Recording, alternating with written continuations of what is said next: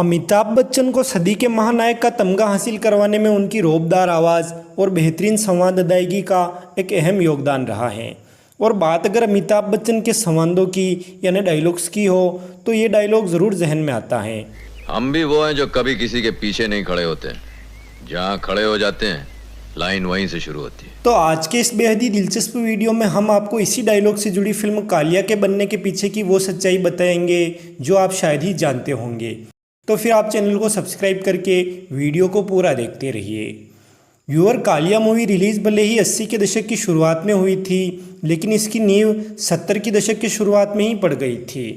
दरअसल कालिया की स्क्रिप्ट इसके डायरेक्टर टीनू आनंद ने उस समय तैयार कर ली थी जब वे डायरेक्टर सत्यजीत रे को असिस्ट कर रहे थे, और फिर 1973-74 के दौरान उन्होंने स्क्रिप्ट एक बार धर्मेंद्र को सुनाई, लेकिन अन्य फिल्मों में व्यस्तता के चलते धर्मेंद्र ने इस फिल्म में काम करने से इनकार कर दिया।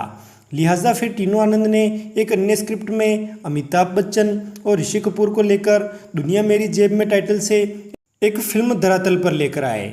फिल्म के लिए ऋषि कपूर ऑलरेडी साइन किए जा चुके थे और ऋषि कपूर ये सोचकर काफ़ी उत्साहित भी थे कि चलो अमिताभ बच्चन के साथ काम करने का मौका मिलेगा, क्योंकि अमिताभ बच्चन की दीवार उन्हीं दिनों रिलीज़ हुई थी और अमिताभ बच्चन उन दिनों चर्चाओं का विषय थे।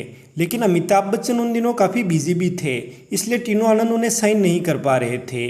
और तभी ऋषि कपूर को किसी ने सलाह दी कि अमिताभ बच्चन के साथ तुम काम करोगे तो फिल्म के हीरो तो अमिताभ बच्चन ही बनकर रह जाएंगे और तुम हो जाओगे साइड लाइन। लिहाजा फिर ऋषि कपूर ने प्रोड्यूसर बिट्टू आनंद और डायरेक्टर टीनू आनंद को उनके अंकल शशि कपूर का नाम सुझाया, और फिर शशि कपूर और ऋषि कपूर के साथ दुनिया मेरी जेब में टाइटल से फिल्म बनाई गई, जो कि साल 1979 में रिलीज हुई। अब दुनिया मेरी जेब में के लिए तो शशि कपूर को साइन कर लिया गया, लेकिन तब भी टीनू आनंद अमिताभ बच्चन के पीछे तो पड़े ही हुए थे, क्योंकि कालिया जो बनानी थी। व्यूअर, कहा जाता है कि टीनू आनंद जब भी कालिया की स्क्रिप्ट लेकर अमिताभ बच्चन के पास जाते, अमिताभ बच्चन उन्हें यह कहकर टाल देते कि आज टाइम नहीं है, कल आना। और ये सिलसिला लगभग 1 साल चलता रहा, लेकिन टीनू आनंद भी जिद पर अड़े थे, इसलिए उन्होंने फाइनली डॉन फिल्म के सेट पर अमिताभ बच्चन को कालिया की स्क्रिप्ट सुना ही दी। अब जैसे ही स्क्रिप्ट कंप्लीट हुई, अमिताभ बच्चन बिल्कुल चुप से बैठकर नीचे की तरफ देखने लगे, जिस पर टीनू आनंद बोले कि सर, आपको बताने की ज़रूरत नहीं है कि आपको ये स्क्रिप्ट बेहद पसंद आई है, क्योंकि मुझे पता है कि ये स्क्रिप्ट आपको बहुत पसंद आई है। और फिर अमिताभ बच्चन ने हैरानी जताते हुए पूछा कि मैंने तो कुछ कहा ही नहीं, तुम्हें कैसे पता कि स्क्रिप्ट मुझे पसंद आई है? तो टीनू आनंद बोले कि मुझे आपके बारे में किसी ने कहा था कि अगर अमित स्क्रिप्ट सुनते हुए बालों में हाथ घुमाते हुए आसमान की तरफ देखे तो समझ लेना कि उन्हें स्क्रिप्ट पसंद नहीं आई है। लेकिन ये बड़ी ही खुशी की बात है कि आपने स्क्रिप्ट सुनते वक्त ऐसा कुछ नहीं किया। टीनू आनंद की इस बात पर अमिताभ बच्चन हंस पड़े और फिल्म साइन कर ली, और 13 अक्टूबर 1977 के दिन इस फिल्म का मुहूर्त शॉट लिया गया। व्यूअर, खबरें तो ये भी हैं कि अमिताभ बच्चन से पहले ये फिल्म विनोद खन्ना को ऑफर की गई थी, लेकिन रजनी शो को ज्वाइन करने की वजह से उन्होंने इसे रिजेक्ट कर दिया था। लेकिन सोचने वाली बात यह है कि अगर ये फिल्म अमिताभ बच्चन ने टीनू आनंद के 1 साल पीछे पड़ने के बाद साइन की थी और फिर इसका मुहूर्त शॉट 1977 में लिया गया था, तो इस हिसाब से तो ये फिल्म विनोद खन्ना को साल 1976 में ऑफर की गई होगी। लेकिन विनोद खन्ना ने फिल्मों से संन्यास लेकर ओशो को ज्वाइन करने का निर्णय 1978 में लिया था, तो फिर परिणाम यही निकलता है कि विनोद खन्ना को ये फिल्म ऑफर नहीं हुई थी। खैर, आपके इस बारे में क्या विचार हैं, कमेंट कर हमें ज़रूर बताएं।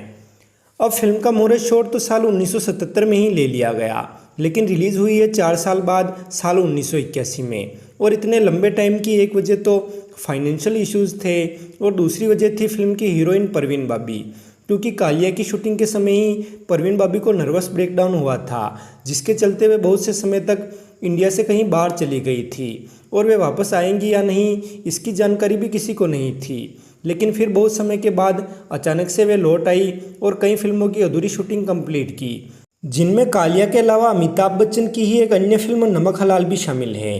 वैसे नमक हलाल से याद आया कि कालिया फिल्म के सबसे मशहूर गाने जहाँ तेरी ये नज़र है, मेरी जा मुझे खबर है की शूटिंग नमक हलाल के गाने जवानी जाने मन हसीन दिलरुबा गाने की शूटिंग के लिए बनाए गए सेट पर ही की गई थी, क्योंकि वह सेट कुछ समय के लिए खाली पड़ा हुआ था और टीनू आनंद उसका उपयोग करके समय और पैसे दोनों की बचत करना चाहते थे। वैसे कालिया का दूसरा सबसे मजबूत किरदार यानी जेलर रघुवीर सिंह वाले किरदार के लिए टीनू आनंद ने सर्वप्रथम संजीव कुमार को अप्रोच किया था। संजीव कुमार को जेलर के किरदार में लेकर टीनू आनंद कुछ हद तक शोले का जादू फिर से बिखेरना चाहते थे, लेकिन संजीव कुमार और उनके बीच किसी एड को लेकर बहस हो गई, जिसके चलते वो इस फिल्म से अलग हो गए और फिर प्राण साइन किए गए। व्यूअर, कालिया फिल्म को खास तौर पर इसके डायलॉग्स के लिए याद किया जाता है, तो आपको इसके डायलॉग से जुड़ी एक दिलचस्प बात भी बता देता हूँ।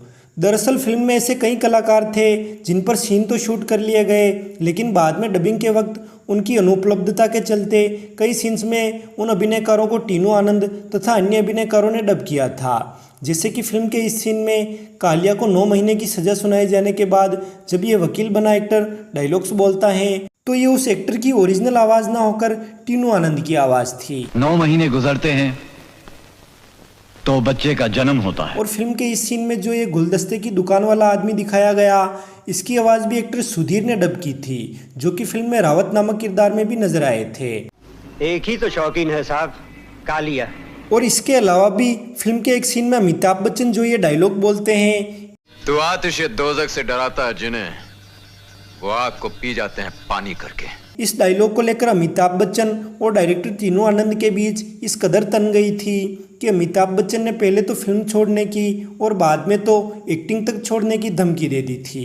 दरअसल अमिताभ बच्चन का कहना था कि ये डायलॉग सिचुएशन के हिसाब से बिल्कुल मिसफिट हैं और मैं ये डायलॉग बोलने की बजाय ये फिल्म छोड़ना पसंद करूँगा, जिस पर टीनू आनंद का कहना था कि ये डायलॉग बिल्कुल परफेक्ट हैं क्योंकि इसे उनके पिता और वेटरन स्क्रिप्ट राइटर इंद्रराज आनंद ने लिखा है।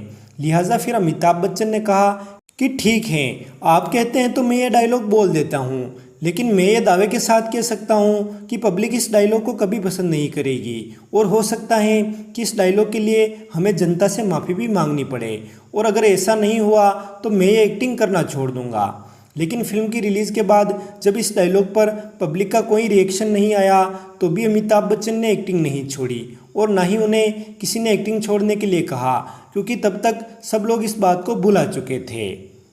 व्यूअर, इससे पहले आई टीनू आनंद की फिल्म दुनिया मेरी जेब में संगीत राजेश रोशन ने तैयार किया था, जिसके चलते कालिया के लिए भी सर्वप्रथम उन्हें ही साइन किया गया था। लेकिन बाद में किन्हीं कारणों के चलते राजेश खन्ना को आर.डी. बर्मन से रिप्लेस कर दिया गया और आर.डी. बर्मन द्वारा तैयार की गई धुनों और पार्श्व संगीत को काफ़ी अप्रिशिएट भी किया गया। लेकिन असल में आर.डी. बर्मन ने बैकग्राउंड म्यूजिक के लिए कई हॉलीवुड गानों की धुनों को यूज़ किया था। साथ ही कालिया ऐसी इकलौती फिल्म थी जिसमें अमिताभ बच्चन और आशा पारेख ने स्क्रीन शेयर की, और टीनू आनंद की भी ऐसी इकलौती फिल्म थी जिसमें अमजद खान और परवीन बाबी नजर आए। जबकि टीनू आनंद और अमिताभ बच्चन ने तो इसके बाद भी शहंशाह, मैं आज़ाद हूँ और मेजर साहब जैसी फिल्मों के लिए एक साथ काम किया। और इनके अलावा भी टीनू आनंद ने अमिताभ बच्चन के साथ माधुरी दीक्षित को लीड रोल में लेकर एक तो आलीशान और दूसरी शनाख्त टाइटल से यानी कुल 2 फिल्में शुरू की थी, लेकिन ये दोनों ही फिल्में शेलो हो गई। वैसे आपको टीनू आनंद और अमिताभ बच्चन की इन सारी मूवीज़ में से कौन सी मूवी ज़्यादा अच्छी लगती हैं, कमेंट कर हमें ज़रूर बताएं। वीडियो पसंद आए तो इसे लाइक करें, शेयर करें और चैनल पर नए हों तो चैनल को सब्सक्राइब कर बेल आइकॉन पर ऑल का ऑप्शन चुन लें, ताकि हर नई वीडियो आपके पास सबसे पहले पहुंच सके। धन्यवाद।